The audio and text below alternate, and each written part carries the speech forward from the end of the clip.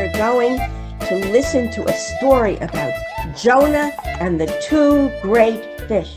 This is a story that everybody listens to every Rosh Hashanah. It's a very special book. According to the Bible, there was once a prophet named Jonah. A prophet is someone who speaks for God and sometimes foretells the future. In the Jewish tradition, many legends have arisen about the characters and events in the Bible. These legends fill in the gaps in the stories with all the details that everyone wants to know. What things and people really looked like, exactly how much of something there was, why something happened, and what happened before and after. Jonah was said to have been a disciple or student of the prophet Elisha. It's also told that at what should have been the end of his life, God allowed Jonah to enter heaven and remain there alive. Here then is the story of the prophet Jonah, enriched by these legends. It is told that Jonah awakened one night by the voice of God. "Jonah," said God, "you shall speak my words. You will be my prophet. Get up now and go to Nineveh, the great city. Tell the people that 40 days from now, because of their cruel and selfish ways, I will destroy their city with earthquake, fire, and flood." And Jonah thought, God has made a mistake. I am not ready to be a prophet. I will forget what to say. I will stutter, and the people will laugh at me. Jonah hated being laughed at. I will run away, thought Jonah, to where God cannot find me. I will go to sea. I will take a ship, thought Jonah, and sail to far Tarshish at the edge of the world. But of course, God saw Jonah and prepared a great storm. The rest of the sea was calm, but the storm raged over Jonah's ship. People of all nations were on the ship, and they were afraid. Each prayed to a different god or goddess to save them. But Jonah was sleeping and did not pray. Oh, that's nasty. Look at the lightning going on over that ship. Oh, what a bad storm that is. Wow. The people woke Jonah. Why do you not pray? They asked. Because it is my God who has sent the storm to punish me, Jonah said. I have disobeyed him. To save yourselves, you must throw me into the sea. How can we believe you? They cried. You must prove that you are the cause of the storm. Put my toes into the sea, said Jonah. They touched Jonah's toes to the sea, and the storm stopped. They pulled Jonah's toes back, and again the storm raged. You see? Throw me into the sea, said Jonah. And they did. In that instant, the storm stopped. The people were saved, and the ship sailed away. But we can see that Jonah is sinking to the bottom of the sea. There's a great fish waiting since the creation of the world to swallow him up.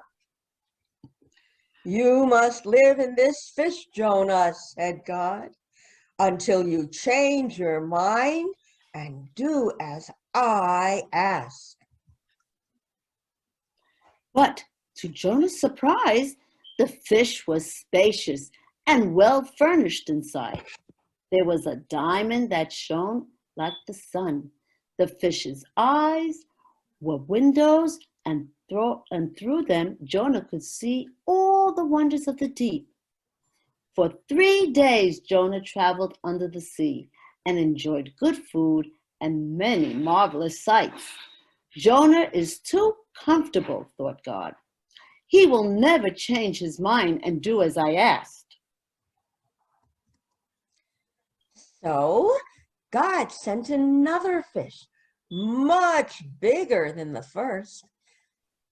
Jonah must come with me, it said to the first fish, or I will swallow you both. And the first fish gave Jonah to the second fish, and the second fish swallowed him. The second fish was a mother fish. Inside it was dark and crowded with 36,500 baby fish of all kinds. This is very unpleasant, moaned Jonah. There is no way to run away from God. Lord, save me from this fish, and I'll do whatever you ask, said Jonah. Yeah, that must have been very unpleasant. Very crowded, too. God heard Jonah and said to the fish, release him. And the fish opened her mouth and spat Jonah out 969 parasangs through the air to dry land. Thank you, Lord, said Jonah. And Jonah did as God asked. He went to Nineveh, that's great city. And Jonah said to the people of Nineveh, 40 days from now, because of your cruel and selfish ways, God will destroy your city with earthquake, fire, and flood. He did not stutter or forget what to say. And the people listened to Jonah, and they were frightened. They wept and asked God to forgive them. They became kind and generous, loving and considerate. Even the king of Nineveh wept and gave all his gold to the poor. And God saw that the people had changed. He smiled and decided to forgive them. He did not destroy their city. And the people said to Jonah, look, 40 days have passed and our city is not destroyed. You told us falsely. Maybe God has forgiven you, said Jonah. You didn't say he would forgive us. They sneered. They laughed. You said he would destroy us. You are a false prophet. And they laughed at Jonah. And Jonah hated being laughed at. Jonah ran into the desert and shouted to God, you see, you made a fool of me. Why did you not destroy them? And God asked Jonah, are you right to be angry at me? Jonah did not answer. All day he sat sulking in the hot sun. And God caused a beautiful gourd vine with 275 leaves to grow up over Jonah and shade him. Ah, said Jonah, sweet vine, sweet shade. But that night, God sent a worm to eat the roots of the vine.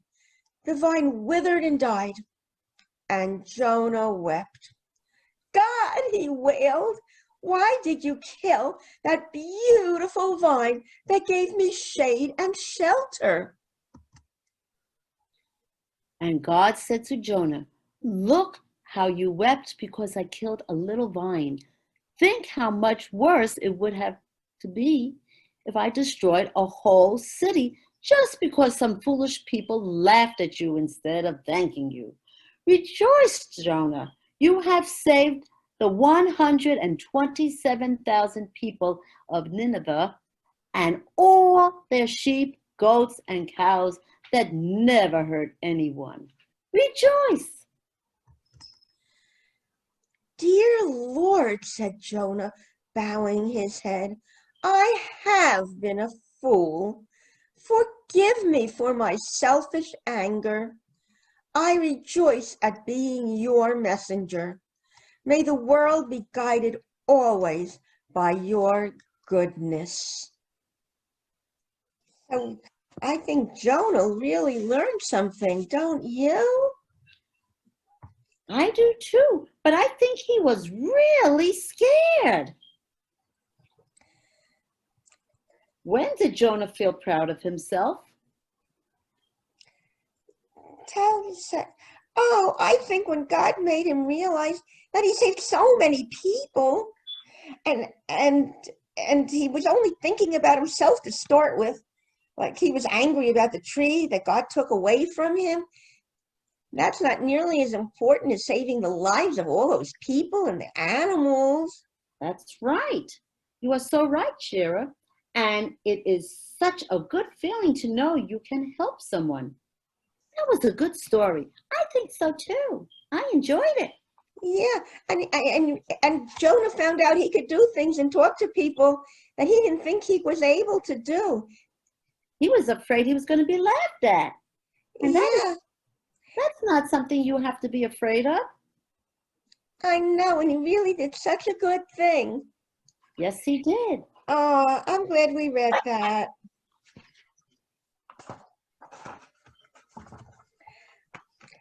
And I think that now we have a really wonderful song.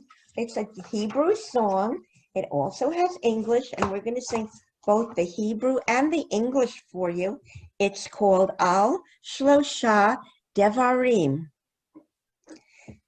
The world depends on three things: on Torah, on worship, and on acts of loving kindness. And this is how the song goes. And you'll help me. We're going to sing it I'll sing one verse and you'll sing another. Al Shlosha Devarim. Al Shlosha Devarim.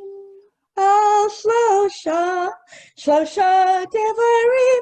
Olam, Olam, Omeid.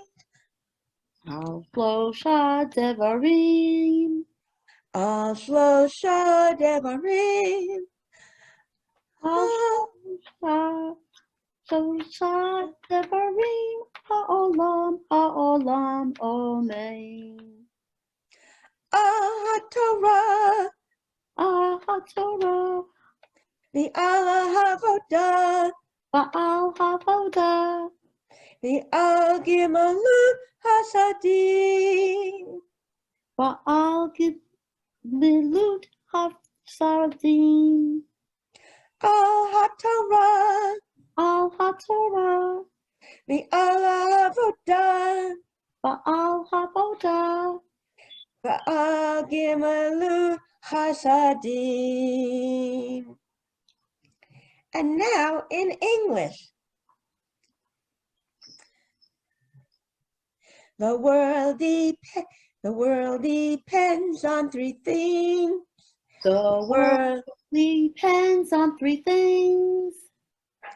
The world depends on three things. The world depends on three things. The world depends on three important things. The world depends on three things. The world depends on Torah. The world depends on worship. The world depends on acts. On loving kindness.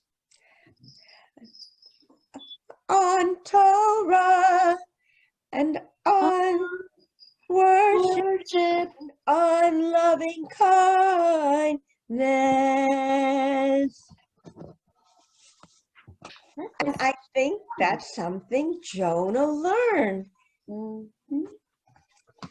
Well, together we read a story about Sammy Spider, and he was learning about Rosh Hashanah, the birthday of the world. Now Sammy Spider is going to learn about another important Jewish holiday as he watches the Shapiro family getting ready for Yom Kippur. Sammy Spider's First Yom Kippur, written by Sylvia A. Rouse, illustrated by Catherine Janice Kahn. Saying, I'm sorry. Sammy Spider was relaxing in his web on the Shapiro's living room ceiling. Suddenly, Josh burst through the front door blowing a horn he had made at school. Sammy jumped at the loud noise. Mother, shouted Sammy, what is Josh blowing? That's a shofar, Sammy. The rabbi blows a shofar at Rosh Hashanah services to welcome the new year. The shofar is also sounded at the end of Yom Kippur. What's Yom Kippur? Asked Sammy. Yom Kippur is a holy day where people tell each other they are sorry for saying or doing something hurtful. On Yom Kippur, Josh's family will spend the day in synagogue praying. Mr. and Mrs. Shapiro won't eat until services are over at the end of the day. Will we go to synagogue too? Asked Sammy. Silly little Sammy. Spiders don't go to synagogue. Spiders spin webs, said Mrs. Spider. Josh placed his little shofar under the honey dish next to the family's large, curvy shofar. Can I have a shofar to blow? Pleaded Sammy. Mrs. Spider laughed. Silly little Sammy. Spiders don't blow shofars. Spiders spin webs. Sammy lowered himself on a strand of webbing to get a closer look at the shofar when Mrs. Shapiro asked Josh, how was school today? I have homework. My teacher wants us to make a list of all the people we should apologize to before Yom Kippur. Will you help me write the list? Asked Josh. We'll do it after dinner, Mrs. Shapiro suggested. While I set the table, why don't you put your toys away? Your ball belongs outside. Josh picked up his ball. He bounced it on the floor, and Sammy scrambled up his web as the ball came towards him. Josh dribbled the ball a few times and bounced it even harder. Sammy's web began to shake. He felt like he was on a trampoline. Mr. and Mrs. Shapiro rushed in to see what the noise was. As Josh's ball took a final bounce, it hit a shelf, knocking the honey dish to the floor. Sammy's web snapped loose. Oh my goodness gracious. What happened? His parents asked. Josh looked frightened. I was playing ball and it hit the shelf. It was an accident. I didn't mean to do it, he said. And as he spoke, he noticed two little spiders scurrying away. Mr. Shapiro looked at Josh sternly. Don't you remember the rules? The ball is an outside toy. Josh nodded tearfully. And please take it outside and get a broom, his dad said. Sammy and Mrs. Spider climbed back up to the ceiling and began spinning themselves a new web. Josh swept the glass from the floor and gently placed the shofars on the shelf. Mrs. Shapiro looked at Josh. Now please pick up your toys so we can have dinner. Then we can work on the list of people you want to apologize to before Yom Kippur. As Josh hurried to put his toys away, he looked up at the ceiling. The two spiders were busy spinning a web. After dinner, Josh sat on the couch with his parents. Mrs. Shapiro was holding a notepad and a pen. Who's first on your list? She asked. Josh looked at his parents. Both of you, he whispered sadly. I'm sorry I didn't put away my toys when you asked me. And I'm sorry I played ball in the house when I knew I shouldn't. And I'm sorry I broke the honey dish and knocked the shofars off the shelf. Josh's parents gave him a big hug. We accept your apology, they said. There's one more thing I want to add to the list, said Josh, looking up. I'm sorry I broke your web, little spiders. Sammy looked at his mother and smiled. I think we should accept his apology, he said.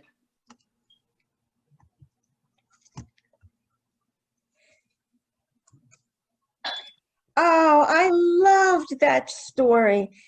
Remember last time Sammy Spider was learning about Rosh Hashanah, the birthday of the world, and now he's learning about another important holiday, Yom Kippur.